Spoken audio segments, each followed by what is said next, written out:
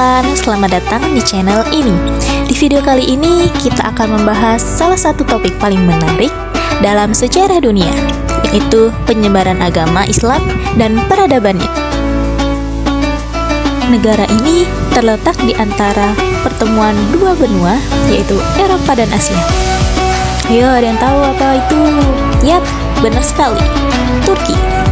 Turki saat ini adalah salah satu negara dengan kekayaan sejarah, budaya, dan geopolitik yang sangat berpengaruh di dunia modern. Kalian pasti sudah dengar tentang Kesultanan Utsmani atau Ottoman Empire yang berada di Turki.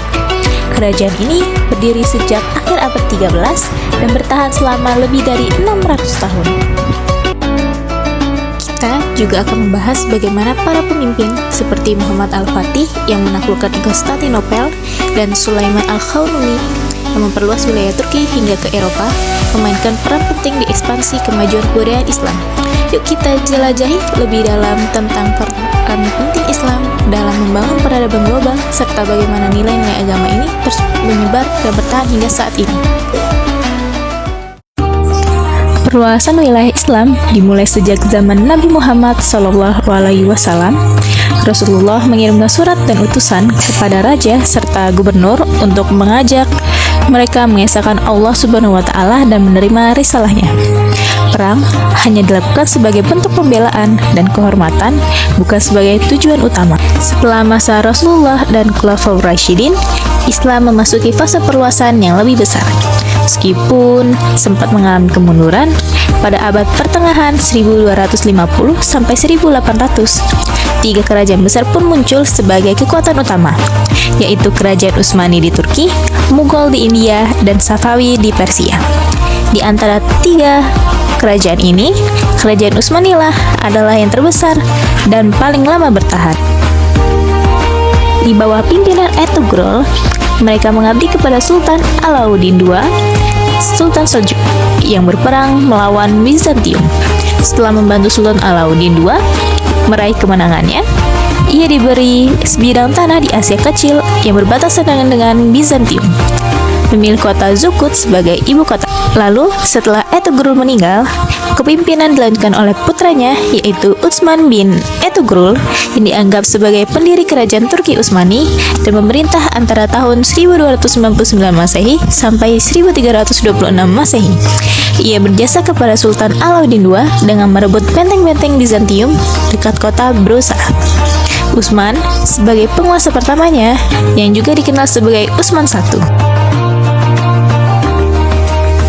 Setelah Utsman mengirimkan dirinya sebagai Padishah Al-Utsman pada tahun 1300 Masehi, ia memperluas wilayah kerajaannya dengan menaklukkan kota Brusa pada tahun 1317 Masehi yang kemudian dijadikan ibu kota pada tahun 1326 Masehi. Pada masa pemerintahan Orkan, putra Utsman, pada tahun 1326 sampai 1360 Masehi, ia membentuk pasukan yang tangguh, kemudian dikenal dengan Inki-Syariah atau Janissary, untuk membentengi kekuasaannya. Basis kesatuan ini berasal dari pemuda-pemuda tawanan perang. Di masa pemerintahan Orkan, dengan mengandalkan Janissary, Orkan dapat menaklukkan Azmir, Tawashanli, Iskandar, Ankara, dan Gallipoli. Daerah-daerah ini merupakan bagian benua Eropa yang pertama kali diduduki oleh Kerajaan Utsmani. Saat Murad I berkuasa pada tahun 1359 sampai 1389 Masehi, ia memperluas wilayah Utsmani ke Eropa, menaklukkan Adrianopel, Macedonia, dan wilayah utara Yunani. Setelah Murad I tewas dalam pertempuran melawan pasukan Kristen, ekspansi berikutnya dilanjutkan oleh putranya Bayazid I.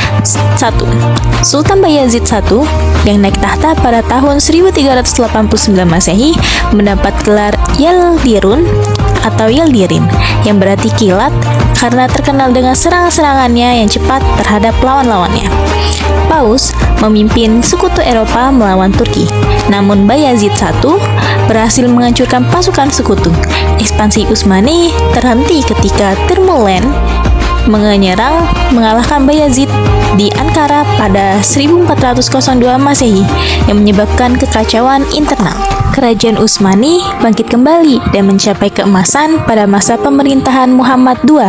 Ia diberi gelar Al-Fatih atau Sang Penakluk karena pada masanya ekspansi Islam berlangsung secara besar-besaran hingga Utsmani mencapai kejayaan di bawah Muhammad Al-Fatih.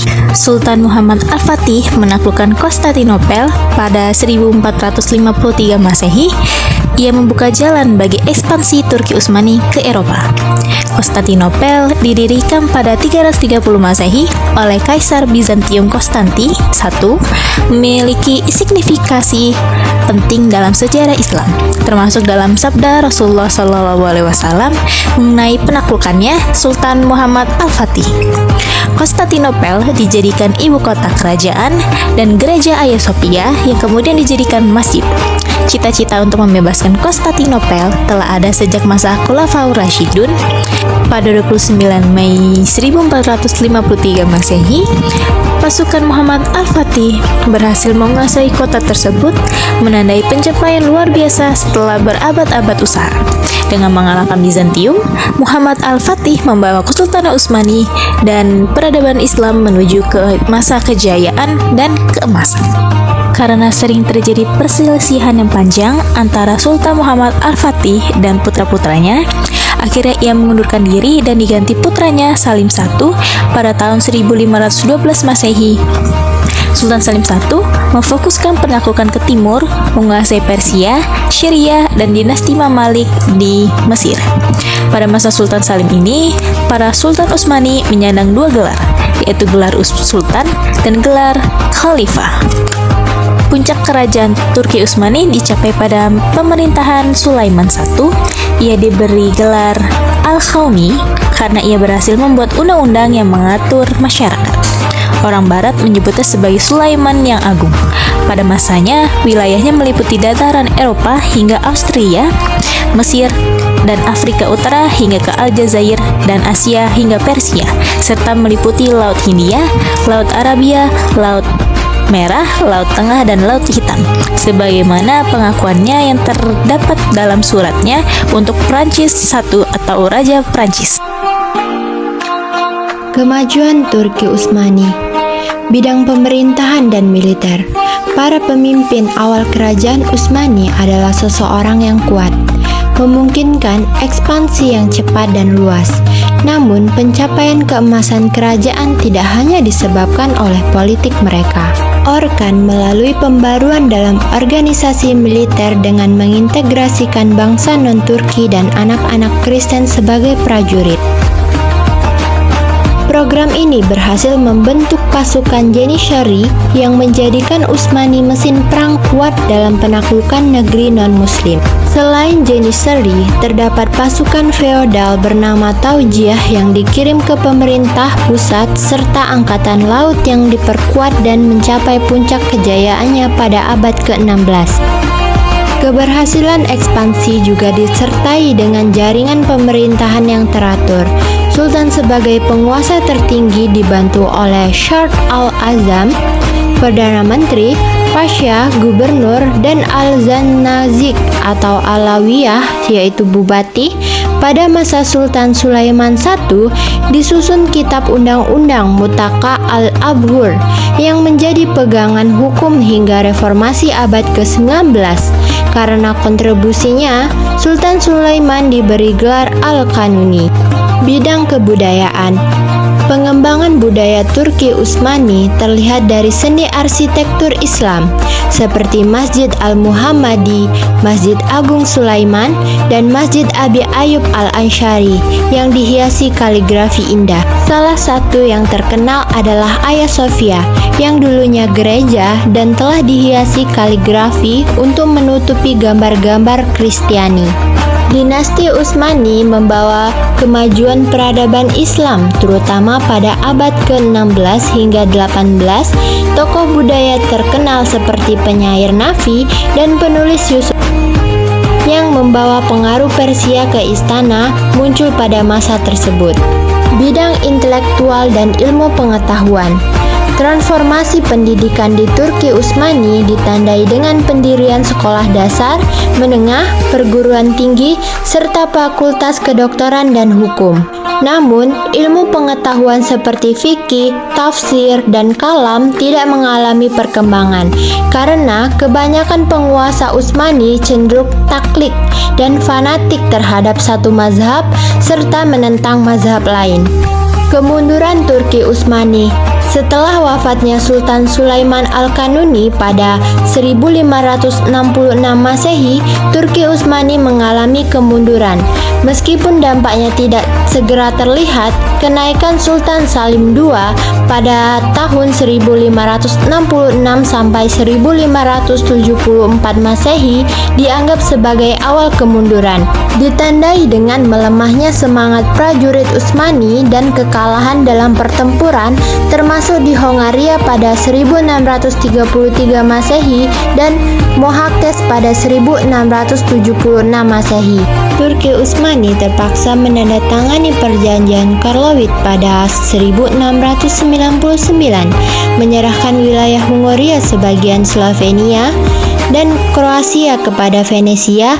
Pada 1774 Masehi, Sultan Abdul Hamid menandatangani perjanjian dengan Rusia yang mengakui kemerdekaan Crimea dan menyerahkan benteng di Laut Hitam. Menyadari penurunan kekuasaan, beberapa wilayah melancarkan pemberontakan untuk merdeka. Gerakan separatis ini berlanjut hingga abad ke-19 dan ke-20, diikuti oleh gerakan modernisasi politik, hingga kerajaan Turki Utsmani berakhir dengan berdirinya Republik Turki pada 1924 Masehi, di mana Mustafa Kemal Atatürk menjadi presiden pertama. Sekian penjelasan video seputar penyebaran Islam dan perkembangannya. Terima kasih sudah bergabung bersama kami dalam perjalanan menarik tentang Turki dari sejarah panjang Kesultanan Utsmani hingga kemajuan pesat di masa kini. Terima kasih sudah menonton, sampai jumpa.